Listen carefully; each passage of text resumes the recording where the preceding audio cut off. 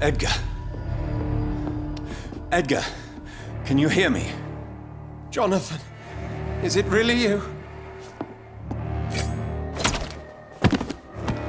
Easy. Easy. Save your strength. I'm getting you out of here.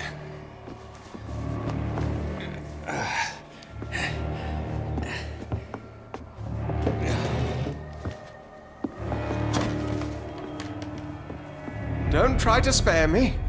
As a physician, I know all too well when it's too late. Punctured lung, broken ribs, and internal bleeding. An accurate diagnosis, wouldn't you say? Edgar, what happened? They wanted me to confess. Beat me black and blue. Jeffrey McCullum ambushed me at the Pembroke Hospital. He was convinced you and I were responsible for the Skal epidemic. I never imagined that self-righteous fanatic would dare to attack us in the open. What became of him? I put him in a somewhat delicate position when I made him an immortal. Really? You sure that was the wisest course of action? Time will tell. The most intriguing part of his accusation was that you and I were the pawns of some ancient vampire. William Marshall. Yes, they tortured me to make me confess the same nonsense.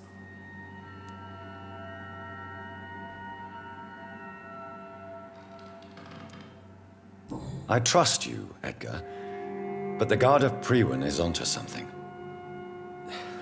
What do you mean? William Marshall, for example. You speak of him as if you know him. How is that?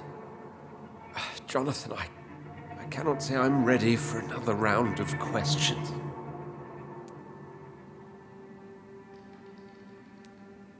What can you tell me about William Marshall? Not much. History paints the story he was the greatest knight who ever lived. Amongst the immortals, he had a yet greater legend. Why would he deserve such a reputation? I cannot say. The Brotherhood of St. Paul's Stole has next to no intelligence on him. All I know is that he's supposed to be the oldest of all the British vampires.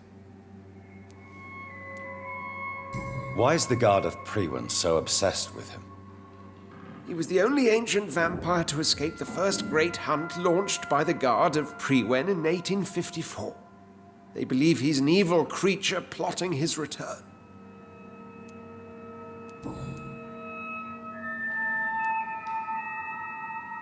Why would the Guard of Priwen believe you and I created the vampire epidemic?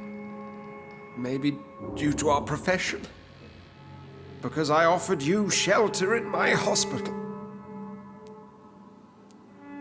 While investigating the epidemic, I read some of McCullum's findings.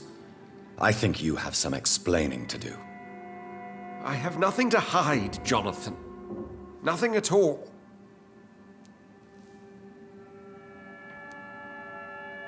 Do you know Doris Fletcher's real name? No, I'm afraid not. Her real name was Doris Jones. She was the daughter of Harriet Jones.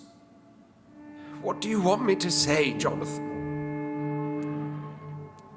Do you remember when we suspected Sean Hampton of killing Harriet Jones? Yes. The terrible episode that came as a shock to us all. Harriet Jones faked her own death. When I found her in the sewers, she confessed she wanted everybody to pay for what happened to her. That woman was extremely bitter, full of hatred and festering anger.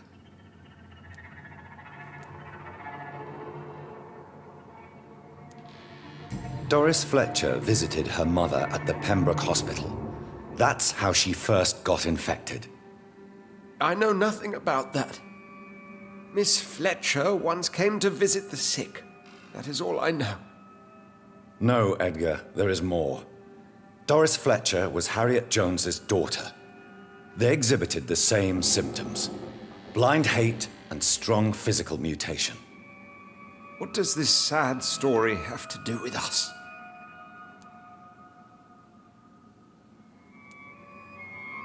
Come on, Edgar. Don't you see the pattern here? The epidemic, the link between Doris and Harriet, the suspicion of McCullum? How could I? I never saw Harriet Jones again after she fled the hospital.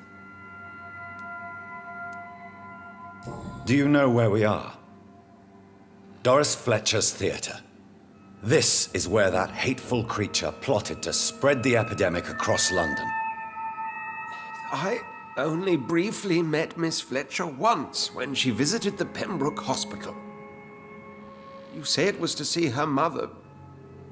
She seemed like such a sweet and graceful woman. My point exactly. The disease turned her into a bitter soul, driven by vengeance just like her mother, a symptom of all the infected patients. Certain diseases are known to produce similar effects.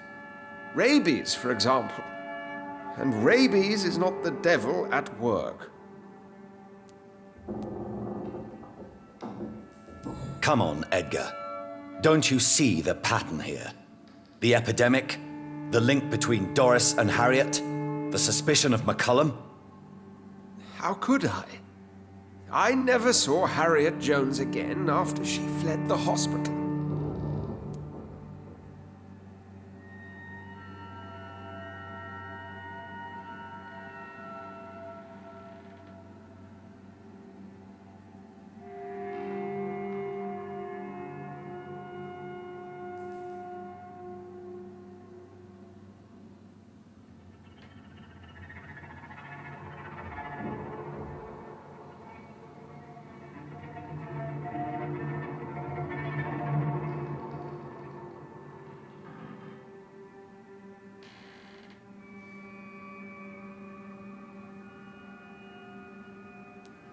Doris and Harriet shared more than a hidden family bond.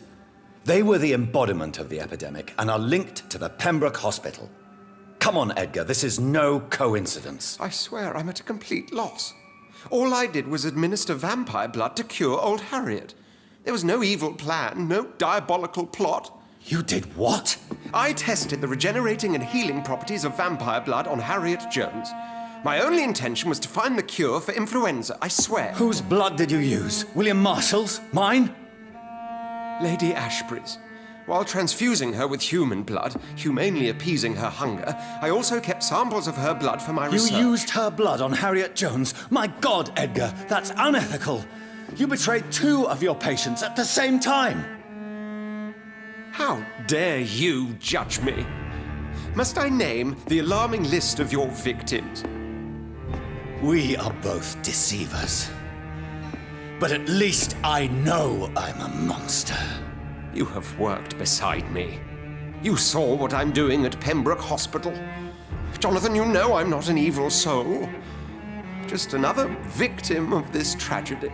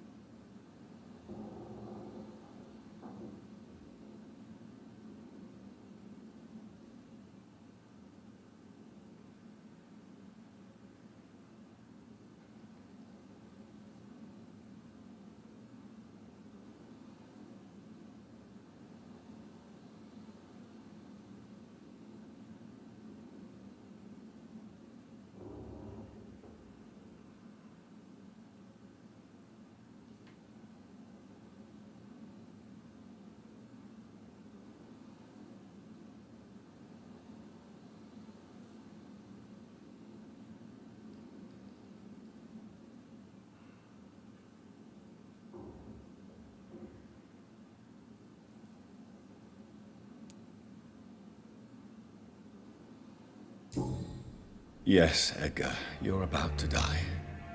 I won't say it's fair, but I can't say you don't deserve it. Your words hurt deeply, Jonathan. For they come from a friend.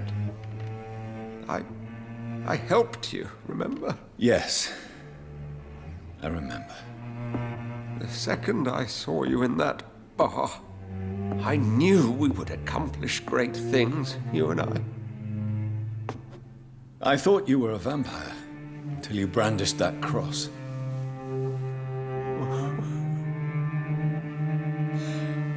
You looked so lost when you opened that door. For a few seconds, I thought you were there to kill me. I think we were both afraid. And now, I feel true fear. Is there an afterlife? What will become of me when I'm dead, Dr. Reed? I really cannot say, Dr. Swansea. In the end, life betrays us all.